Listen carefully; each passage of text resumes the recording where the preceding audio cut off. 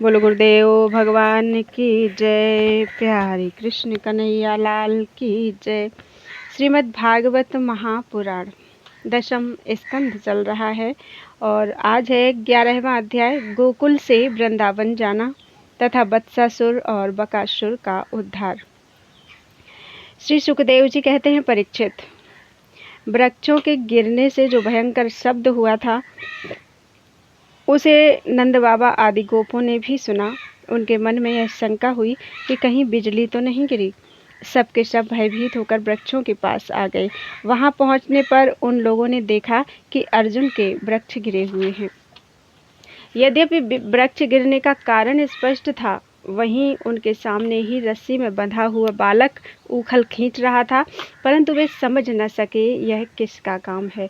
ऐसी आश्चर्यजनक दुर्घटना कैसे घट गई, यह सोचकर वे कातर हो गए। उनकी बुद्धि भ्रमित हो गई। वहाँ कुछ बालक खेल रहे थे। उन्होंने कहा, अरे इसी कन्हैया का तो काम है।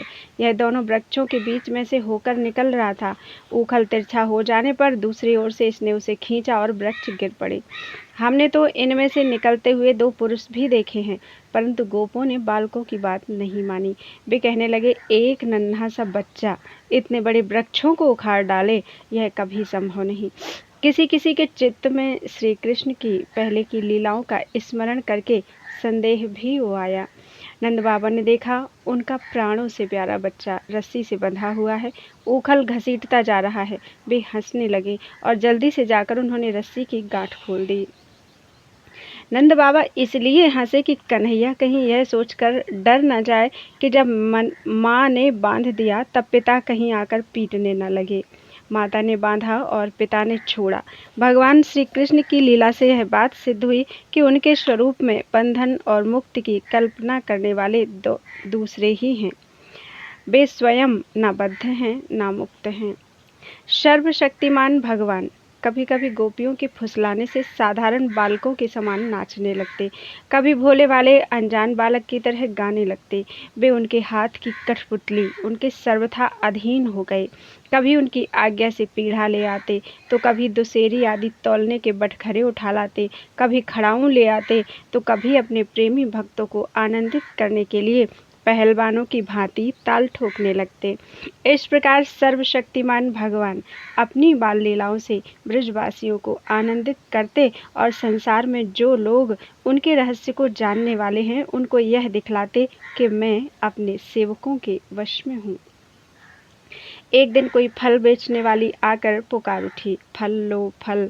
यह सुनते ही समस्त कर्म और उपासनाओं के फल देने वाले भगवान अच्युत फल खरीदने के लिए अपनी छोटी सी अंजलि में अनाज लेकर दौड़ पड़े। उनकी अंजलि में से अनाज तो रास्ते में ही बिखर गया, पर फल बेचने वाली ने उनके दोनों हाथ फलों से भर दिए। इधर भगवान ने भी उसकी फल रखने वाली टोकरी रत्नों से भर दी। तदनंतर एक दिन यमलार्जुन वृक्ष को तोड़ने वाले श्री कृष्ण और बलराम बालकों के साथ खेलते खेलते यमुना तट पर चले गए और खेल में ही रम गए। तब रोहिणी देवी ने उन्हें पुकारा, ओ कृष्ण, ओ बलराम, जल्दी आओ। परंतु रोहिणी के पुकारने पर भी वे आए नहीं, क्योंकि उनका मन खेल में लग गया था।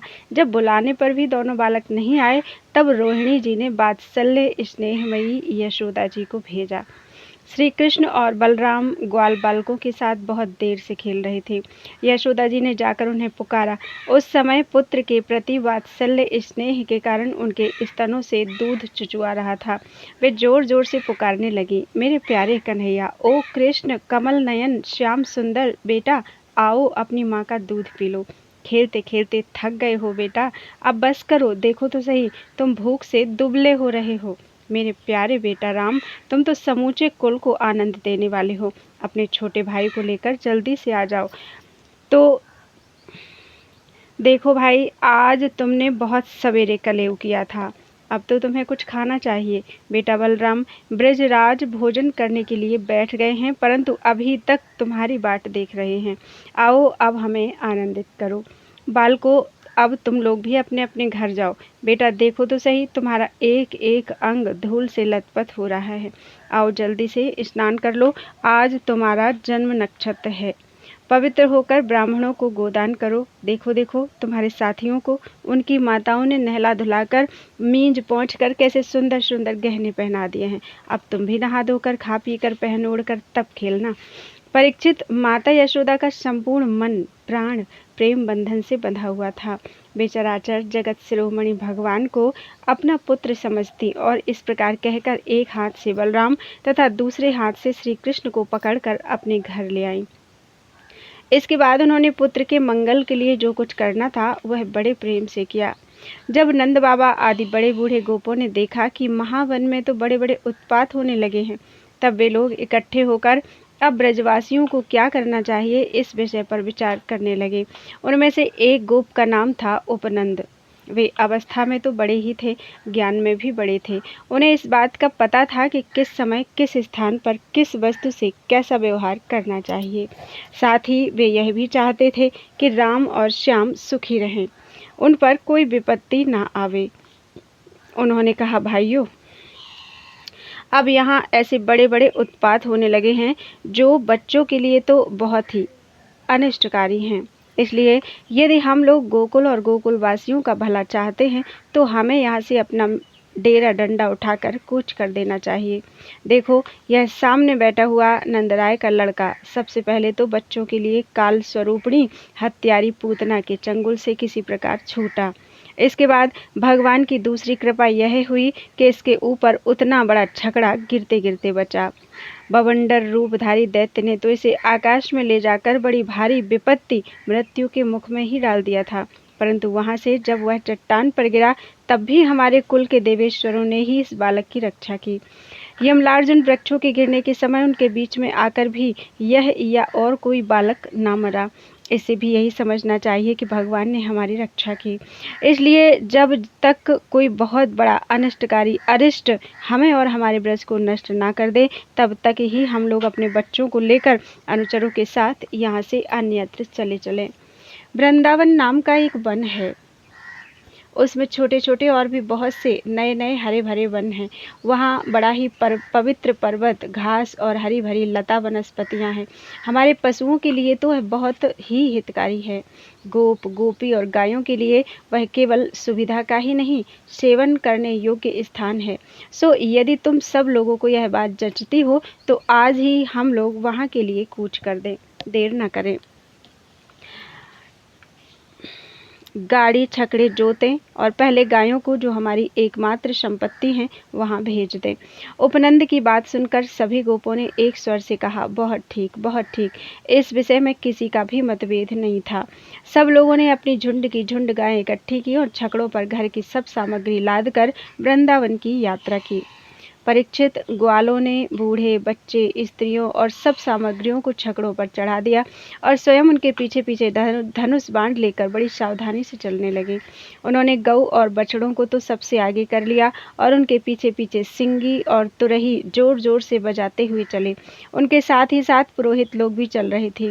गोपियां अपने अपने वक्षस्थल पर नई केसर लगाकर, सुंदर सुंदर वस्त्र पहनकर, गले में सोने के हार धारण किए हुए रथों पर सवार थी और बड़े आनंद से भगवान श्री कृष्ण की लीलाओं के गीत गाती जाती थी। यशोदा रानी और रोहिणी जी भी वैसे ही सज धज कर अपने अपने प्यारे पुत्र श्री कृष्ण तथा बलराम के साथ एक छकड़े पर शोभायमान हो रही थी। वे अपने दोनों बालकों की तोतली बोली सुन सुनकर भी अघाती नहीं थी और सुनना चाहती थी। वृंदावन बड़ा ही सुंदर वन है, चाहे कोई भी ऋतु हो वहाँ सुख ही सुख है। उसमें प्रवेश करके ग्वालों ने अपने छकड़ों को अर्धचंद्राकार मंडल बांधकर खड़ा कर दिया और अपने गोधन के रहने योग्य स्थान बना लिया। परीक्षित, वृंदावन का हरा भरा वन, अत्यंत मनोहर गोवर्धन पर्वत और यमुना नदी के सुंदर सुंदर पुलिनों को देखकर भगवान श्री कृष्ण और बलराम जी के हृदय में उत्तम प्रीति का उदय हुआ। राम और श्याम दोनों ही अपनी तोतली बोली और अत्यंत मधुर वालोचित लीलाओं से गोकुल की ही तरह वृंदावन में भी ब्रजवासियों को आनंद देते रहे। थोड़े ही दिनों में समय आने पर वे बछड़े चराने लगे। दूसरे ग्वाल वालों के साथ खेलने के लिए बहुत सी सामग्री लेकर वे घर से निकल पड़ते और गोष्ठ गायों के रहने के स्थान के पास ही अपने बछड़ों को चराते। श्याम और राम कहीं बांसुरी बजा रहे हैं तो कहीं गुलेल या ढेल बांस से ढेले या गोलियां फेंक रहे हैं। किसी समय अपने पैरों के घुंघरू पर तान छेड़ रहे हैं तो कहीं बनावटी गाय और बैल बनकर खेल रहे हैं। एक ओर देखिए तो सांड बनकर हांकड़ते हुए आपस में लड़ रहे हैं तो दूसरी ओर मोर, कोयल, बंदर आदि पशु पक्षियों की बोलियां निकाल रहे हैं। परीक्षित, इस प्रकार सर्वशक्तिमान भगवान साधारण बालकों के समान खेलते रहते हैं। एक दिन की बात है, श्याम और बलराम अपने प्रेमी सखा ग्वाल बालों के साथ यमुना तट पर बछड़े चरा रहे थे। उसी समय उन्हें मारने की नीयत से एक दैत्य आया। भगवान ने देखा कि वह बनावटी बछड़े का रूप धारण कर बछड़ों के झुंड में मिल गया है। वे आंखों के इशारे से बलराम जी को दिखाते हुए धीरे धीरे उसके पास पहुंच गए। उस समय ऐसा जान पड़ता था मानो वे दैत्य को तो पहचानते नहीं और उस हट्टे कट्टे सुंदर बछड़े पर मुग्ध हो गए हैं। भगवान श्री कृष्ण ने पूंछ के साथ उसके दोनों पिछले पैर पकड़कर आकाश में घुमाया और मर जाने पर कैथ के वृक्ष पर पटक दिया। उसका लंबा तगड़ा दैत्य शरीर बहुत से कैथ के वृक्षों को गिराकर स्वयं भी गिर पड़ा। यह देखकर ग्वाल वालों के आश्चर्य की सीमा न रही। वे वाह वाह करके प्यारे कन्हैया की प्रशंसा करने लगे। देवता भी बड़े आनंद से फूलों की वर्षा करने लगे। परीक्षित, जो सारे लोगों के एकमात्र रक्षक हैं, वे ही श्याम और बलराम अब वत्सपाल बछड़ों के चरवाहे बने हुए हैं। वे तड़के ही उठकर कलेवे की सामग्री ले लेते और बछड़ों को चराते हुए एक वन से दूसरे वन में घूमा करते। एक दिन की बात है, सब ग्वाल बाल अपने झुंड के झुंड बछड़ों को पानी पिलाने के लिए जलाशय के तट पर ले गए। उन्होंने पहले बछड़ों को जल पिलाया और फिर स्वयं भी पिया। ग्वाल वालों ने देखा कि वहाँ एक बहुत बड़ा जीव बैठा है। वह ऐसा मालूम पड़ता था मानो इंद्र के वज्र से कटकर कोई पहाड़ का टुकड़ा गिरा हुआ है। ग्वाल बाल उसे देखकर डर गए। वह बक नाम का एक बड़ा भारी असुर था जो बगुले का रूप धारण करके वहाँ आया था। उसकी चोंच बड़ी तीखी थी और वह स्वयं बड़ा बलवान था। उसने झपट कर श्री कृष्ण को निगल लिया। जब बलराम आदि बालकों ने देखा कि वह बड़ा भारी बगुला श्री कृष्ण को निगल गया, तब उनकी वह गति हुई जो प्राण निकल जाने पर इंद्रियों की होती है। वे अचेत हो गए। परीक्षित, श्री कृष्ण लोक पितामह ब्रह्मा के भी पिता हैं। वे लीला से ही गोपाल बालक बने हुए हैं। जब वे बगुले के तालू के नीचे पहुंचे तब वे आग के समान उसका तालू जलाने लगे। अतः उस दैत्य ने श्री कृष्ण के शरीर पर बिना किसी प्रकार का घाव किए ही झटपट उन्हें उगल दिया और फिर बड़े क्रोध से अपनी कठोर चोंच से उन पर चोट करने के लिए टूट पड़ा। कंस का सखा बकासुर अभी भक्त वत्सल भगवान श्री कृष्ण पर झपट ही रहा था कि उन्होंने अपने दोनों हाथों से उसके दोनों ठोर पकड़ लिए और ग्वाल वालों के देखते देखते खेल ही खेल में उसे वैसे ही चीर डाला जैसे कोई वीरण अर्थात गांडर जिसकी जड़ का खस होता है उसको चीर डाले। इससे देवताओं को बड़ा आनंद हुआ। सभी देवता भगवान श्री कृष्ण पर नंदनवन के बेला, चमेली आदि के फूल बरसाने लगे तथा नगारे, शंख आदि बजाकर एवं स्तोत्रों के द्वारा उनको प्रसन्न करने लगे। यह सब देखकर सब के सब ग्वाल बाल आश्चर्यचकित हो गए। जब बलराम आदि बालकों ने देखा कि श्री कृष्ण बगुले के मुंह से निकलकर हमारे पास आ गए हैं, तब उन्हें ऐसा आनंद हुआ मानो प्राणों के संचार से इंद्रियां सचेत और आनंदित हो गई हों। सबने भगवान को अलग अलग गले लगाया। इसके बाद अपने अपने बछड़े हाँक कर सब ब्रज में आए और वहां उन्होंने घर के लोगों से सारी घटना कह सुनाई। परीक्षित, बकासुर के वध की घटना सुनकर सब के सब गोपी गोप आश्चर्यचकित हो गए। उन्हें ऐसा जान पड़ा जैसे कन्हैया साक्षात मृत्यु के मुख से ही लौटे हों। वे बड़ी उत्सुकता, प्रेम और आदर से श्री कृष्ण को निहारने लगे। उनके नेत्रों की प्यास बढ़ती ही जाती थी। किसी प्रकार उन्हें तृप्ति नहीं होती थी। वे आपस में कहने लगे, हाय हाय, यह कितने आश्चर्य की बात है कि इस बालक को कई बार मृत्यु के मुख में जाना पड़ा, परंतु जिन्होंने इनका अनिष्ट करना चाहा उन्हीं का अनिष्ट हुआ, क्योंकि उन्होंने पहले से दूसरों का अनिष्ट किया था। यह सब होने पर भी वे भयंकर असुर इसका कुछ भी नहीं बिगाड़ पाते। आते हैं इसे मार डालने की नीयत से, किंतु आग पर गिरकर पतंगों की तरह उल्टे स्वयं स्वाहा हो जाते हैं। सच है, ब्रह्मवेत्ता महात्माओं के वचन कभी झूठे नहीं होते। देखो ना, महात्मा गर्गाचार्य ने जितनी बातें कही थी सब की सब 16 आने ठीक उतर रही हैं। नंद बाबा आदि गोपगण इसी प्रकार बड़े आनंद से अपने श्याम और राम की बातें किया करते। वे उनमें इतने तन्मय रहते कि उन्हें संसार के दुख संकटों का कुछ पता ही नहीं चलता। इस प्रकार श्याम और बलराम ग्वालवालों के साथ कभी आँख में चौनी खेलते, तो कभी पुल बांधते, कभी बंदरों की भांति उछलते कूदते, तो कभी और कोई विचित्र खेल करते। इस प्रकार के बालोचित खेलों से उन दोनों ने ब्रज में अपनी बाल्यावस्था व्यतीत की। बोलो वृंदावन बिहारी लाल की जय। 12वां अध्याय, अघासुर का उद्धार। श्री सुखदेव जी कहते हैं, परीक्षित, एक दिन नंद नंदन श्याम सुंदर वन में ही कलेवा करने के विचार से बड़े तड़के उठ गए और सिंगी बाजे की मधुर मनोहर ध्वनि से अपने साथी ग्वाल वालों को मन की बात जनाते हुए उन्हें जगाया और बछड़ों को आगे करके वे ब्रज मंडल से निकल पड़े। श्री कृष्ण के साथ ही उनके प्रेमी सहस्रों ग्वालवाल सुंदर छींके, बैंत, सिंगी और बांसुरी लेकर तथा अपने सहस्रों बछड़ों को आगे करके बड़ी प्रसन्नता से अपने अपने घरों से चल पड़े। उन्होंने श्री कृष्ण के अगणित बछड़ों में अपने अपने बछड़े मिला दिए और स्थान स्थान पर बालोचित खेल खेलते हुए विचरने लगे। यद्यपि सब के सब ग्वालवाल कांच, घुंघची, मणि और सुवर्ण के गहने पहने हुए थे, फिर भी उन्होंने वृंदावन के लाल, पीले, हरे फूलों से, नई नई कोपलों से, गुच्छों से, रंग बिरंगे फूलों और मोर पंखों से तथा गेरू आदि रंगीन धातुओं से अपने को सजा लिया। कोई किसी का छींका चुरा लेता, तो कोई किसी की बैंत या बांसुरी। जब उन वस्तुओं के स्वामी को पता चलता, तब उन्हें लेने वाला किसी दूसरे के पास दूर फेंक देता, दूसरा तीसरे के और तीसरा और भी दूर चौथे के पास। फिर वे हंसते हुए उन्हें लौटा देते। यदि श्याम सुंदर श्री कृष्ण वन की शोभा देखने के लिए कुछ आगे बढ़ जाते, तो पहले मैं छूऊंगा, पहले मैं छूऊंगा, इस प्रकार आपस में होड़ लगाकर सबके सब उनकी ओर दौड़ पड़ते और उन्हें छू छू कर आनंद मगन हो जाते। कोई बांसुरी बजा रहा है तो कोई सिंगी ही फूंक रहा है, कोई कोई भौरों के साथ गुनगुना रहे हैं, तो बहुत से कोयलों के स्वर में स्वर मिलाकर कुहू कुहू कर रहे हैं। एक और कुछ ग्वालवाल आकाश में उड़ते हुए पक्षियों की छाया के साथ दौड़ रहे हैं, तो दूसरी ओर कुछ हंसों की चाल की नकल करते हुए उनके साथ सुंदर गति से चल रहे हैं। कोई बगुले के पास उसी के समान आंखें मूंद कर बैठ रहे हैं, तो कोई मोरों को नाचते देख उन्हीं की तरह नाच रहे हैं। कोई कोई बंदरों की पूंछ पकड़कर खींच रहे हैं, तो दूसरे उनके साथ इस पेड़ से उस पेड़ पर चढ़ रहे हैं। कोई कोई उनके साथ मुंह बना रहे हैं, तो दूसरे उनके साथ एक डाल से दूसरी डाल पर छलांग मार रहे हैं। बहुत से ग्वालवाल तो नदी के कछार में छपका खेल रहे हैं और उसमें फुदकते हुए मेढकों के साथ स्वयं भी फुदक रहे हैं। कोई पानी में अपनी परछाई देखकर उसकी हंसी कर रहे हैं, तो दूसरे अपने शब्द की प्रतिध्वनि को ही बुरा भला कह रहे हैं। भगवान श्री कृष्ण ज्ञानी संतों के लिए स्वयं ब्रह्मानंद के मूर्तिमान अनुभव हैं।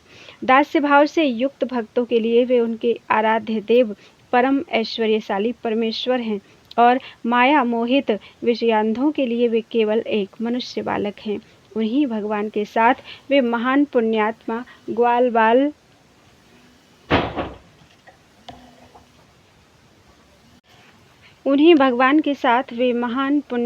ग्वालवाल तरह तरह के खेल खेल रहे हैं।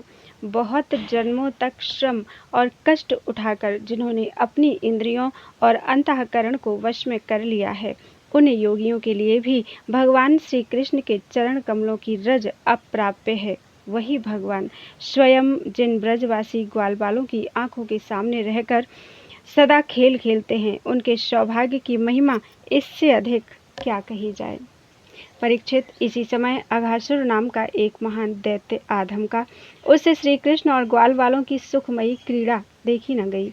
उसके हृदय में जलन होने लगी। वह इतना भयंकर था कि अमृत पान करके अमर हुए देवता भी उससे अपने जीवन की रक्षा के लिए चिंतित रहा करते थे और इस बात की बाट देखते रहते थे कि किसी प्रकार से इसकी मृत्यु का अवसर आ जाए। अघासुर पूतना और बकासुर का छोटा भाई तथा कंस का भेजा हुआ था। वह श्री कृष्ण, श्री रामा आदि ग्वाल वालों को देखकर मन ही मन सोचने लगा कि यही मेरे सगे भाई और बहन को मारने वाला है। इसलिए आज मैं इन ग्वाल वालों के साथ इसे मार डालूंगा। जब ये सब मरकर मेरे उन दोनों भाई बहनों के मृत तर्पण की तिलांजलि बन जाएंगे, तब ब्रजवासी अपने आप मेरे जैसे हो जाएंगे। संतान ही प्राणियों के प्राण हैं। जब प्राण ही नहीं रहेंगे तब शरीर कैसे रहेंगे। इसकी मृत्यु से ब्रजवासी अपने आप मर जाएंगे। ऐसा निश्चय करके वह दुष्ट दैत्य अजगर का रूप धारण कर मार्ग में लेट गया। उसका वह अजगर शरीर 1 योजन लंबे बड़े पर्वत के समान विशाल एवं मोटा था। वह बहुत ही अद्भुत था। उसकी नीयत सब बालकों को निगल जाने की थी, इसलिए उसने गुफा के समान अपना बहुत बड़ा मुंह फाड़ रखा था। उसका नीचे का होठ पृथ्वी से और ऊपर का होठ बादलों से लग रहा था। उसके जबड़े कंदराओं के समान थे और दाढ़ें पर्वत के शिखर सी जान पड़ती थी। मुंह के भीतर घोर अंधकार था। जीभ एक चौड़ी लाल सड़क सी दिखती थी। सांस आंधी के समान थी और आंखें दावानल के समान दहक रही थीं। अघासुर का ऐसा रूप देखकर बालकों ने समझा यह भी वृंदावन की कोई शोभा है। वे कौतुक बस खेल ही खेल में उत्प्रेक्षा करने लगे कि यह मानो अजगर का खुला हुआ मुंह है। कोई कहता, मित्रों भला बताओ तो, यह जो हमारे सामने कोई जीव सा बैठा है, यह हमें निगलने के लिए खुले हुए किसी अजगर के मुंह जैसा नहीं है। दूसरे ने कहा, सचमुच सूर्य की किरणें पड़ने से ये जो बादल लाल लाल हो गए हैं, वे ऐसे मालूम होते हैं मानो ठीक ठीक इसका ऊपरी होठ ही हो, और उन्हीं बादलों की परछाई से यह जो नीचे की भूमि कुछ लाल लाल दिख रही है, वही इसका नीचे का होठ जान पड़ता है। तीसरे ग्वालवाल ने कहा, हाँ सच तो है, देखो तो सही, क्या ये दाईं और बाईं ओर की गिरी कंदराएं अजगर के जबड़ों की होड़ नहीं करती, और ये ऊंची ऊंची शिखर पंक्तियां तो साफ साफ इसकी दाढ़ें मालूम पड़ती हैं। चौथे ने कहा, अरे भाई, यह लंबी चौड़ी सड़क तो ठीक अजगर की जीभ सरीखी मालूम पड़ती है, और इन गिरी श्रृंगों के बीच का अंधकार तो उसके मुंह के भीतरी भाग को भी मात करता है। किसी दूसरे ग्वालवाल ने कहा, देखो देखो, ऐसा जान पड़ता है कि कहीं इधर जंगल में आग लगी है, इसी से यह गर्म और तीखी हवा आ रही है। परंतु अजगर की सांस के साथ इसका क्या ही मेल बैठ गया है, और उसी आग से जले हुए प्राणियों की दुर्गंध ऐसी जान पड़ती है मानो अजगर के पेट में मरे हुए जीवों के मांस की ही दुर्गंध हो। तब उन्हीं में से एक ने कहा, यदि हम लोग इसके मुख में घुस जाएं तो क्या यह हमें निगल जाएगा? अजी, यह क्या निगलेगा? कहीं ऐसा करने की ढिठाई की तो एक क्षण में यह भी बकासुर के समान नष्ट हो जाएगा। हमारा यह कन्हैया इसको छोड़ेगा थोड़े ही। इस प्रकार कहते हुए वे ग्वालवाल बकासुर को मारने वाले श्री कृष्ण का सुंदर मुख देखते और ताली पीट पीट कर हंसते हुए अघासुर के मुंह में घुस गए। उन अनजान बच्चों की आपस में की हुई भ्रमपूर्ण बातें सुनकर भगवान श्री कृष्ण ने सोचा, अरे, इन्हें तो सच्चा सर्प भी झूठा प्रतीत होता है। परीक्षित, भगवान श्री कृष्ण जान गए कि यह राक्षस है। भला उनसे क्या छिपा रहता, वे तो समस्त प्राणियों के हृदय में ही निवास करते हैं। अब उन्होंने यह निश्चय किया कि अपने सखा ग्वाल वालों को उसके मुख में जाने से बचा लें। भगवान इस प्रकार सोच ही रहे थे कि सब के सब ग्वाल वाल बछड़ों के साथ उस असुर के पेट में चले गए, परंतु अघासुर ने अभी उन्हें निगला नहीं। इसका कारण यह था कि अघासुर अपने भाई बकासुर और बहन पूतना के वध की याद करके इस बात की बाट देख रहा था कि उनको मारने वाले श्री कृष्ण मुंह में आ जाएं, तब सबको एक साथ ही निगल जाऊं। भगवान श्री कृष्ण सबको अभय देने वाले हैं। जब उन्होंने देखा कि ये बेचारे ग्वाल बाल, जिनका एकमात्र रक्षक मैं ही हूँ, मेरे हाथ से निकल गए और जैसे कोई तिनका उड़कर आग में गिर पड़े, वैसे ही अपने आप मृत्यु रूप अघासुर की जठराग्नि के ग्रास बन गए। तब दैव की इस विचित्र लीला पर भगवान को बड़ा विस्मय हुआ और उनका हृदय दया से द्रवित हो गया। वे सोचने लगे कि अब मुझे क्या करना चाहिए। ऐसा कौन सा उपाय है जिससे इस दुष्ट की मृत्यु भी हो जाए और इन संत स्वभाव भोले भाले बालकों की हत्या भी न हो। ये दोनों काम कैसे हो सकते हैं? परीक्षित, भगवान श्री कृष्ण भूत भविष्य वर्तमान सबको प्रत्यक्ष देखते रहते हैं। उनके लिए यह उपाय जानना कोई कठिन नहीं था। वे अपना कर्तव्य निश्चय करके स्वयं उसके मुख में घुस गए। उस समय बादलों में छिपे हुए देवता भयवश हाय हाय पुकार उठे और अघासुर के हितैषी कंस आदि राक्षस हर्ष प्रकट करने लगे। आघासुर बछड़ों और ग्वालवालों के सहित भगवान श्री कृष्ण को अपनी दाढ़ों से चबाकर चूर चूर कर डालना चाहता था, परंतु उसी समय अविनाशी श्री कृष्ण ने देवताओं की हाय हाय सुनकर उसके गले में अपने शरीर को बड़ी फुर्ती से बढ़ा लिया। इसके बाद भगवान ने अपने शरीर को इतना बड़ा कर लिया कि उसका गला ही रुंध गया, आंखें उलट गईं, वह व्याकुल होकर बहुत ही छटपटाने लगा, सांस रुककर सारे शरीर में भर गई और अंत में उसके प्राण ब्रह्मरंध्र फोड़ कर निकल गए। उसी मार्ग से प्राणों के साथ उसकी सारी इंद्रियां भी शरीर से बाहर हो गईं। उसी समय भगवान मुकुंद ने अपनी अमृतमयी दृष्टि से मरे हुए बछड़ों और ग्वाल वालों को जिला दिया और उन सबको साथ लेकर वे अघासुर के मुंह से बाहर निकल आए। उस अजगर के स्थूल शरीर से एक अत्यंत अद्भुत और महान ज्योति निकली। उस समय उस ज्योति के प्रकाश से दसों दिशाएं प्रज्वलित हो उठीं। उस ज्योति के प्रकाश से दसों दिशाएं प्रज्वलित हो उठी। वह थोड़ी देर तक तो आकाश में स्थित होकर भगवान के निकलने की प्रतीक्षा करती रही। जब वे बाहर निकल आए तब वह सब देवताओं के देखते देखते उन्हीं में समा गई। उस समय देवताओं ने फूल बरसाकर, अप्सराओं ने नाचकर, गंधर्वों ने गाकर, विद्याधरों ने बाजे बजाकर, ब्राह्मणों ने स्तुति पाठ कर और पार्षदों ने जय जयकार के नारे लगाकर बड़े आनंद से भगवान श्री कृष्ण का अभिनंदन किया, क्योंकि भगवान श्री कृष्ण ने अघासुर को मारकर उन सब का बहुत बड़ा काम किया था। उन अद्भुत स्तुतियों, सुंदर बाजों, मंगलमय गीतों, जय जयकार और आनंद उत्सवों की मंगल ध्वनि ब्रह्मलोक के पास पहुंच गई। जब ब्रह्मा जी ने वह ध्वनि सुनी तब वे बहुत ही शीघ्र अपने वाहन पर चढ़कर वहां आए और भगवान श्री कृष्ण की यह महिमा देखकर आश्चर्यचकित हो गए। परीक्षित, जब वृंदावन में अजगर का वह चाम सूख गया तब वह ब्रजवासियों के लिए बहुत दिनों तक खेलने की एक अद्भुत गुफा सी बना रहा। यह जो भगवान ने अपने ग्वाल वालों को मृत्यु के मुख से बचाया था और अघासुर को मोक्ष दान किया था, वह लीला भगवान ने अपनी कुमार अवस्था में अर्थात 5वें वर्ष में की थी। ग्वाल वालों ने उसे उसी समय देखा भी था, परंतु पौगंड अवस्था अर्थात 6ठे वर्ष में अत्यंत आश्चर्यचकित होकर ब्रज में उसका वर्णन किया। अघासुर मूर्तिमान अघ पाप ही था। भगवान के स्पर्श मात्र से उसके सारे पाप धुल गए और उसे उस सारूप्य मुक्ति की प्राप्ति हुई जो पापियों को कभी मिल नहीं सकती। परंतु यह कोई आश्चर्य की बात नहीं है, क्योंकि मनुष्य बालक की सी लीला रचने वाले ये वे ही महापुरुष परम पुरुष परमात्मा हैं, जो व्यक्त अव्यक्त और कार्य कारण रूप समस्त जगत के एकमात्र विधाता हैं।